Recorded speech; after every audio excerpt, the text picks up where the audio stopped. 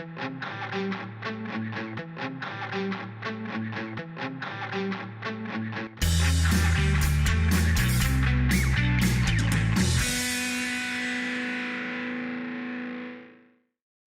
and welcome to another episode of FinTech Focus TV with me, Toby. Today I am delighted to have on the show Suzanne Lock of EOSE. Suzanne, how are you? Good morning, I'm very well, thank you. Listen, lovely to have you on the show. I also love the fact that beforehand we've been talking about someone who's really excited about talking about what we're talking about today. So we've got a hell of a chat to come your way. But before we get into all of that and explore the world of data, I love the fact on your LinkedIn banner on the site it says dedicated to data. I'm a big data geek myself around all things performance and everything in between. I think there's massive opportunities that exist in it. And I'm really looking forward to getting in the reads with you in a bit. But before we do all of that, can you give us a bit of your story, Suzanne, and tell us about EOSE and what you do and why you started it? Happily, thanks, Toby. So I have been doing market data sales in one form or another for 25 years. Can you believe? Not at all. Not for a second. Started. Child prodigy. Exactly. Started in my youth. Started at an exchange and then through a vendor and then into a broker. So I've kind of done all sides of that data sales landscape. And for my sins, I absolutely love it. I think it's a fabulous business to be in. I enjoy the process, I enjoy the people, and I think we haven't even scratched the surface of what we're going to do with data over the next 5 years. Without even getting into the new world of data and big data, I'm really very much a market data geek, shall we say, and the big data and the new use of data and cloud technologies and some of the really exciting fintech stuff that's going on.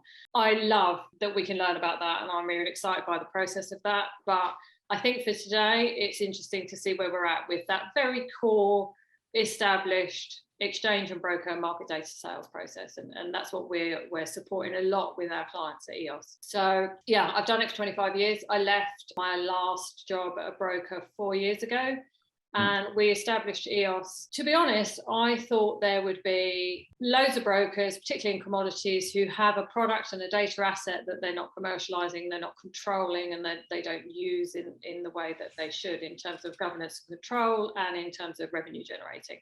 So I thought our clients would all be those, and we'd have half a dozen, and we'd just service them as their outsourced market data team and help them do that without investing in creating a whole internal team. In fact, it's much bigger than that, I'm pleased to say. We have exchanges, brokers, data producers, trading venues. We've got all sorts of clients, large and small, that we've worked with globally throughout the evolution of their data business. So some of them have a data business and they need a fresh pair of eyes or an extra pair of hands. Some of them haven't started that process yet, and we go in and look at what they want to achieve and what their strategy for data should be. And I was saying actually on a different thing the other day, no one's thought about it, no one feels particularly strongly about it until you start challenging and asking questions, and then everyone has an opinion and everyone cares about, but then my competitor could be using my data. Yes, they could. Yes, that's why we need to put controls around it. That's why I'm here. So let's fix everything that you're not doing, that you didn't know you weren't doing because you haven't thought about this yet, because you're busy focused on your core business, which is generating data or having an execution business or whatever it is you're doing. It's a classic sort of solution sell, isn't it, when you look like that? Because I think this is really interesting. So I've been sort of speculating and talking to people about this for the last couple of years. I think so many fintechs are there, and financial technology businesses full stop are looking at problems that aren't necessarily big problems for people. And I'm really interested in people who've come through your industry-based backgrounds, become entrepreneurs in the space and start things up that solve problems which they've been feeling and hurting from over time. But usually it's like, right, okay, they're doing something and they think they've got this massive market, and it narrows down to actually go into a market where you think it's there and you realise you've got the tip of the iceberg of a great things, a much better position to be in. I was speaking to someone who's also in the data space who was talking to me the other day about whether they are, and trying to work out whether they are a unicycle salespeople and whether they're actually there and they've got the scale of the market which they're able to put out. And I think what's really interesting from your position is just seeing that and opening up Pandora's box effectively, and then recognizing the scope of it all. Tell me about that origin story, about what prompted you to say that this is the right time to start this business, and what was the pain point that allowed you to say that this is something we're onto here? Yeah, probably for me personally, it was the journey of leaving a reasonably high pressure job in growing a data business for a broker and pushing that ball uphill within the environment. the data business, which we'll get into later, but the data business sits on the side and is a very separate function and has a separate reporting structure and necessarily has a different process to the core business. So you're kind of in it, but not in it. It's a very strange, as anyone who's in market data knows, it's a very strange part of the world to be in. So stepping out for a couple of months and being with the kids, this is before lockdown, being with the kids, I kind of thought, actually, I want to step back and do this for myself and sort of freelance and just see what's out there. Immediately became something huge, and there clearly is a need for this kind of process. So EOS came off the back of my midlife crisis, perhaps. Best way, yeah. And it's working well for you. Yeah. So I love the story behind that, and it's I'm always interested in what the what the primer are for people to do those sort of things. And you found yourself, as you said, at the outset here, in this really interesting world and position that we live in right now. So a number of businesses traditionally keep their data business separate from the core execution business, and there's all sorts of issues and inefficiencies within that effectively. Tell us a little bit about your thoughts there and where you step in.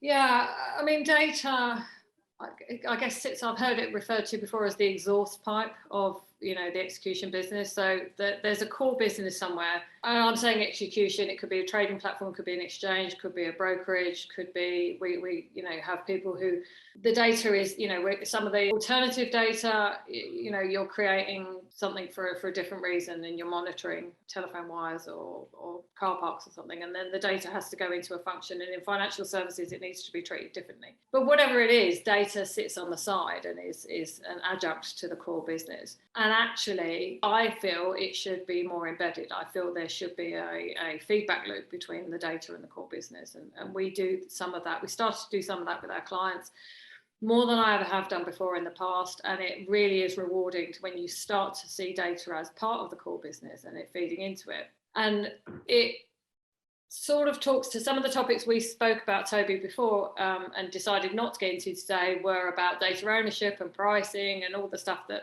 everyone talks about in market data as the controversial topics. It all relates back to whether data is a separate service or not. If it's part of core business and it's part of that function, then you view these topics with a different eye.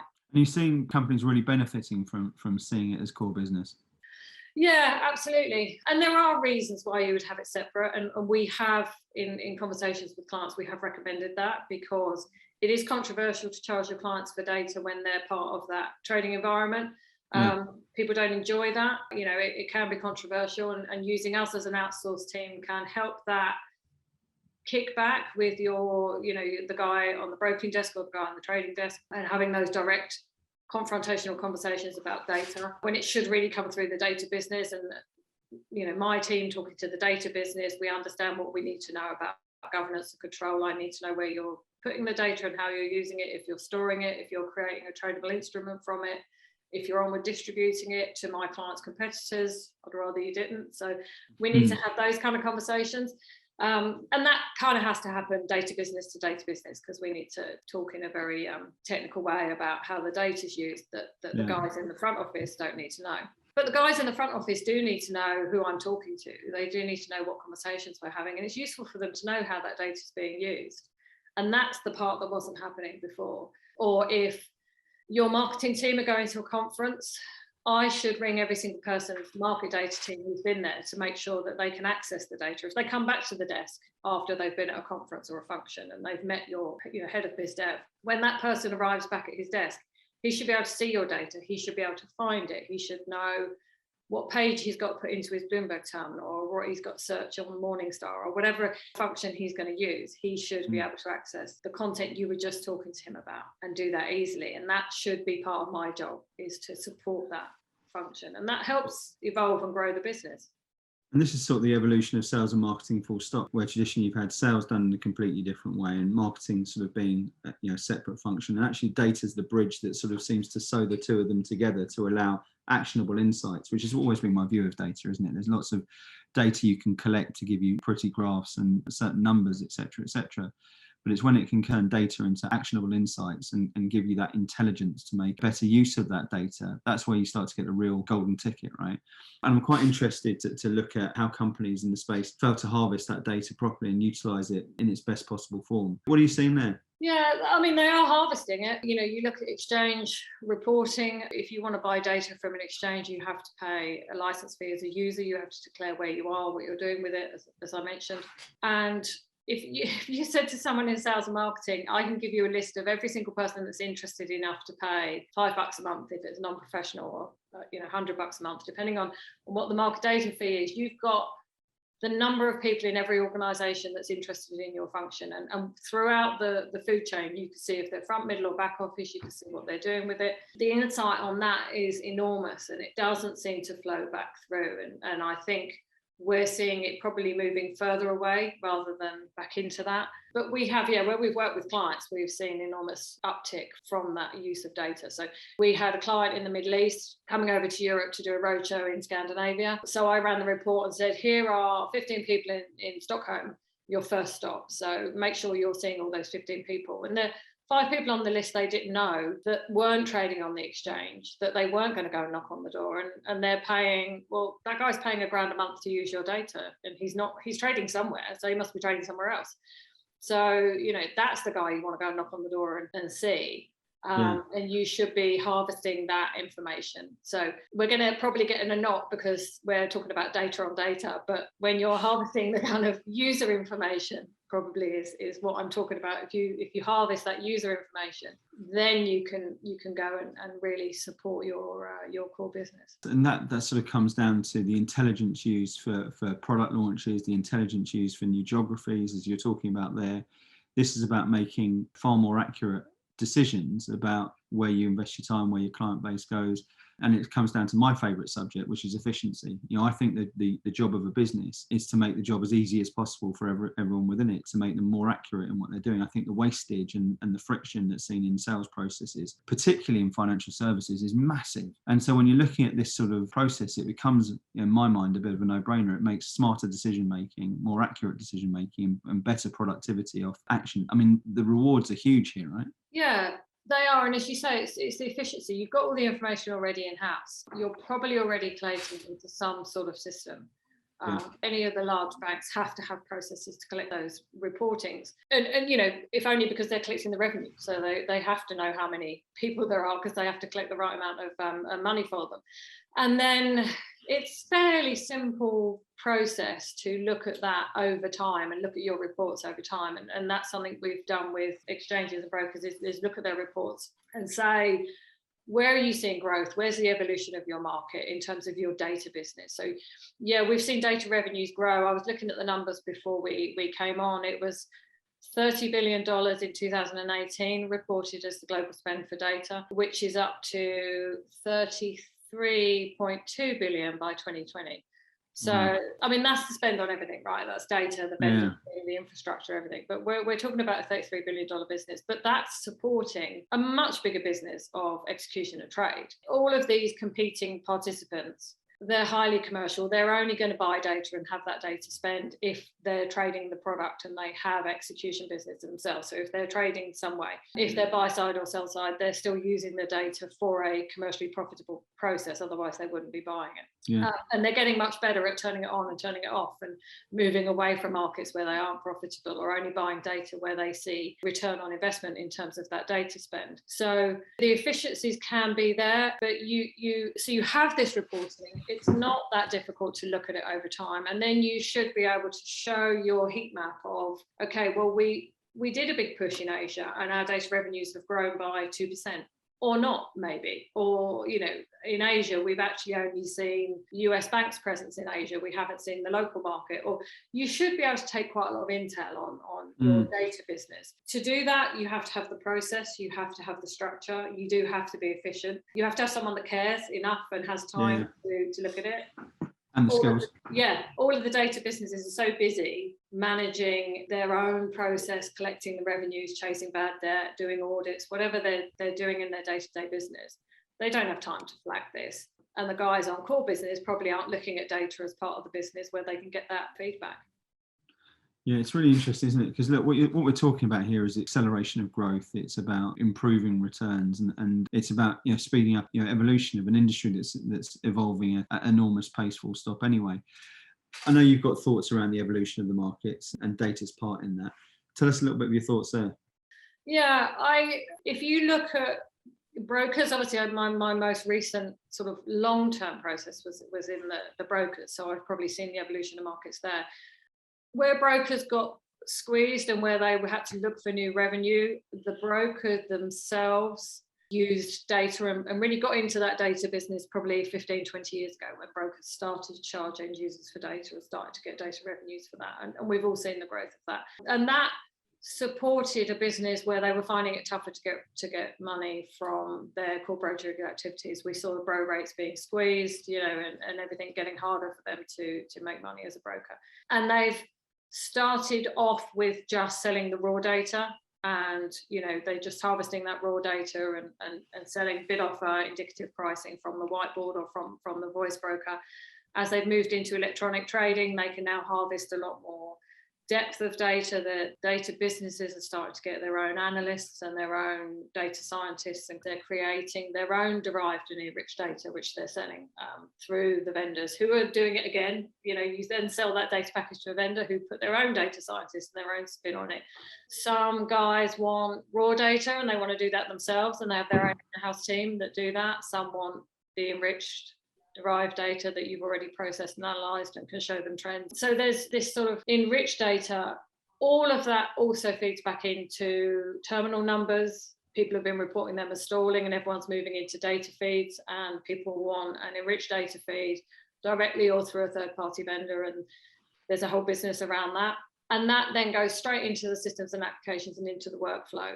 So the markets are evolving. We've seen a huge change, and that continues, where the way people use data, the way people produce data is all evolving and changing. What isn't happening alongside that is that feedback loop. So, have your terminal numbers stalled? Have you seen that? Have you experienced that as an exchange? And how are you responding to that? How are you adapting your pricing models and the data that you produce for this new audience? Probably they're finding new ways to charge people for data use, because data uses are changing. And I know it's a controversial topic because everyone gets upset that they feel like every step I take, the exchange have to charge me another use case, or they find another reason to charge me, and it's unpopular. But they have to do that because the processes are evolving. We have to try to maintain this level playing field, that if you're doing something really extraordinary with the data and using it throughout your institution and creating something derived from it, then the exchange need to know that, and they need to track that. But it should then come part of the conversation and part of that feedback loop that you can see as an exchange. I did have 4,000 reported terminals. I've now got 3,800 reported terminals. Where are they losing? Where is their consolidation? Are they then becoming feed users? How are they using that? I should be able to see that growth and that track of where terminal numbers expand and contract, where desks leave or migrate or grow, or you see activity.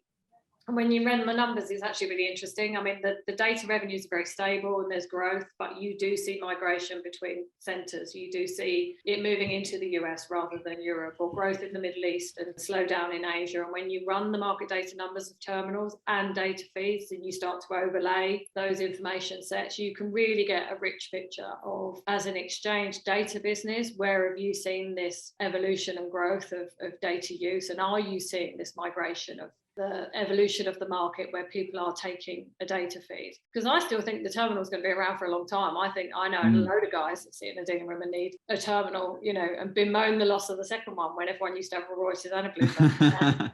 It's very difficult. It's difficult to shift that, isn't it? When you've got people who are and a market as entrenched as it is. It's evolution as opposed to revolution, and we've seen enormous digital transformation over the last few years, and accelerated even more over the last 2 years. But there's still a lot of tradition, excuse the pun, that's involved all the way through this, where it's going to be difficult to shift that. And look, let's face it, it's worked well for a long, long time. And this is about how we can augment that as opposed to rip up the playbook, in my opinion.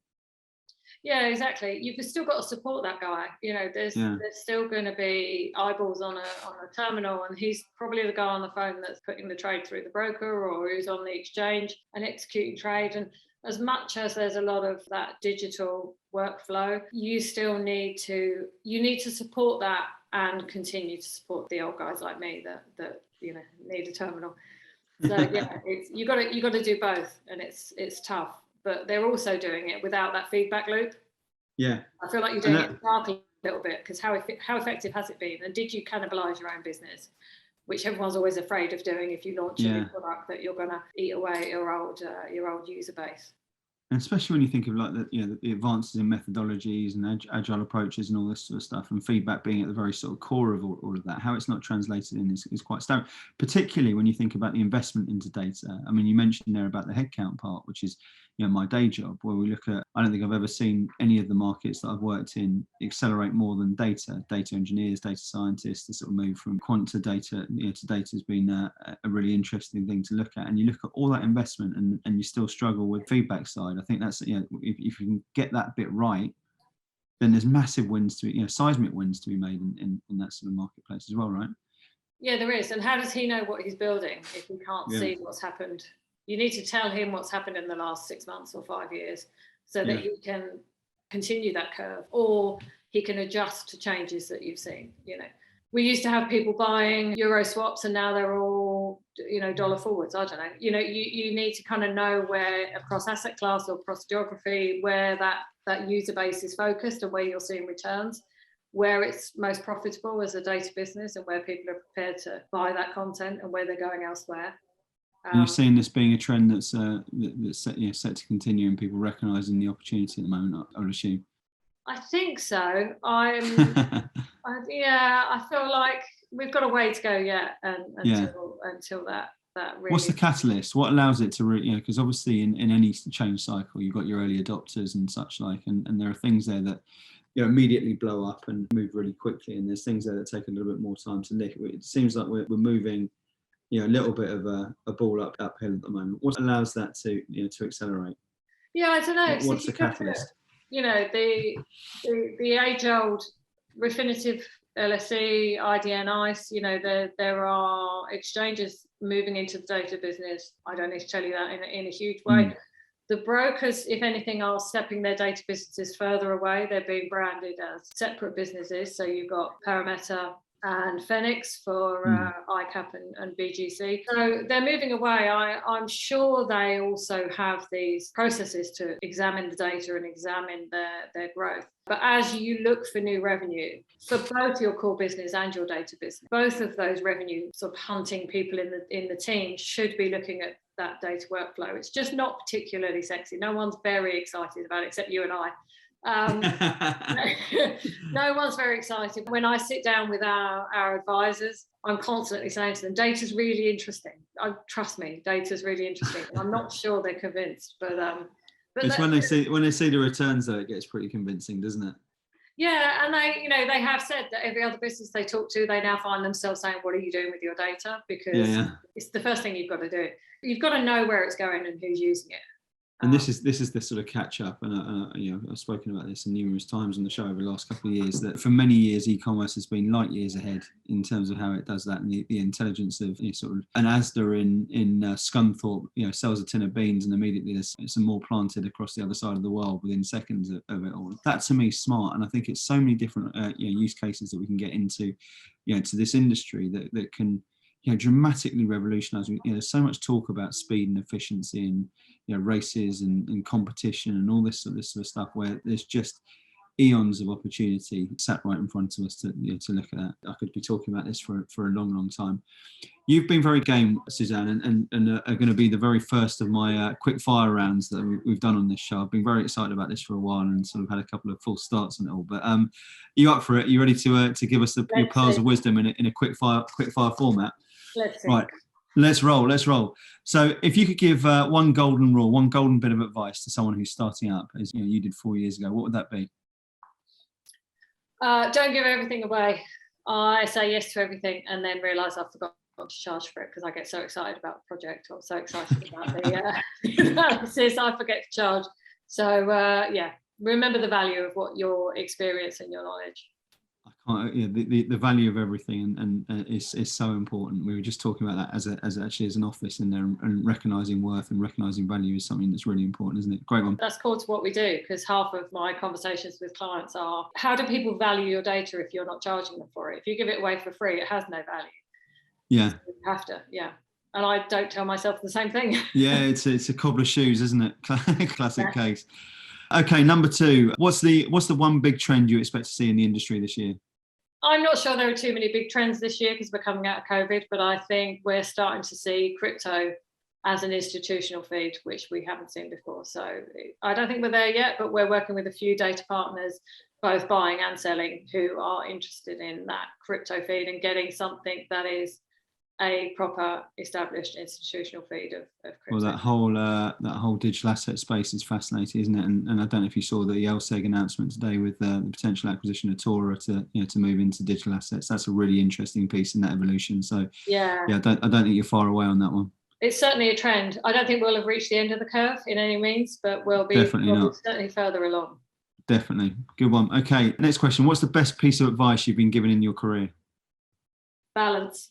The balance between work and family. Yeah, very important, isn't it? Yeah, and I think we've probably seen more of that over the last couple of years as well. Yeah, people probably getting it right. Family now. I can go back. Get the balance back. That's what we want to hear. The balance has gone the wrong way. I've been stuck at home with it. Yeah. Somebody saying you should value that more than I probably did. Yeah. Okay, great. I know this one's difficult for you because you've got various little books beside you off camera at the moment. But if we're going to say a book, a podcast, or a film that you think would be of value to someone in the space to read, to watch, to listen to, what would it be? Yeah, that did get me thinking because there aren't that many books, podcasts, and films on market data. So you're scratching around. It's not a blockbuster, is it? We're not going to go and see too many of them in WH Smith. No, exactly. And I've read a lot of as an entrepreneur, I've read a lot of the fail fast type. What was the one we were talking about? Work smarter, fail fast. I've read a lot of those. And to be honest, they help me see what I'm not doing. I'm not sure it changes my behaviours in any meaningful way, but it certainly makes you, stop and think about what you're probably doing wrong. So we're going to do the cobbler's shoes again and work faster, or work smarter, think faster. Good. So let's transport you back now. If you could go back and speak to yourself at the start of your career, what are you going to tell yourself? Might tie in to what you've already said before, actually. Yeah, actually, I'd probably say that you're on the right track because I wasn't sure about market data. It didn't seem very exciting. Really, I wasn't entirely sure that was going to be the business for me. There wasn't a book to write on it for you. Yeah, exactly. But 25 years on, everyone in financial services has a market data team, so you've always got a home. There's always going to be this process, so it's every day is different. It's really interesting. As the markets evolve, you have to go along with that, and you get something interesting out of all of those changes. When I started out, I thought I was just going to be counting terminals for the rest of my life, and then you realise that actually you get to see all asset classes, all parts of the business. You're involved in that flow. You speak to the client and understand what they're doing with the data. It really gives you a unique opportunity. We used to say at Tradition, you could speak for 1 minute on any asset class because you have to. And I don't know anything about any of them, but I could talk for a minute on carbon or FX or ruble swaps, or you have to know. Inch deep, mile wide. Yeah, exactly that, which suits me perfectly. So I tell myself you're on the right track, I think. That's good. That's refreshing too. I always like those ones. Final question. You've done brilliantly so far. If you could change one thing about the industry, what's it going to be? One thing about the industry would be that probably what we've talked about. I'm going to sell my own book now. That part of it not being a separate business. The market data is part of your core business. It's not just sat on the exhaust. It's not something the kind of horrible uncle in the corner where it's a great part of the business. It generates enormous revenues, which gives it more focus, but the focus on the revenues doesn't necessarily support that data evolution that we're fighting for. So Well, I think far from the exhaust, it's almost the engine of the business if you can get it right. And there are so many companies that are doing that and reaping the rewards of going back to that e-commerce example. What dunnhumby managed to do for Tesco and the club card, and see it evolve from a third or fourth in the pecking order of British stores to comfortably the number one, was purely fueled by data. And I think companies can take a lesson from that sort of story. And there's great books by Terry Leahy on the subject, and his time during CEO of Tesco. I absolutely agree with you. It's something to look at, and that's where I guess my geeky nature of data and what it can do for businesses comes into play as well. Suzanne, you've done well on that. Thank you so much for being the very first 60-second interview on all of those sort of things. Great fun. Well done. Cool under pressure. Brilliant effort. Suzanne, one last question for you. There's going to be people here who are recognising the issue, keen to find out more, interested to find out about what you're doing with EOSE. Can you tell them how to get in touch with you and who should be speaking to you? Absolutely. You can find me on LinkedIn. You can find me on eosdata.com. You can email us on team@eosdata.com or flag me down when I'm wandering around the city looking for a coffee. Sounds like a plan. Sounds like a plan. Listen, lovely to speak to you, Suzanne. It's been great having you on the show, and I wish you the very best of luck and keep fighting the good fight. Thanks, Toby. Thank you very much, and thank you all for watching. We'll see you soon on another episode of FinTech Focus TV. Thanks a lot.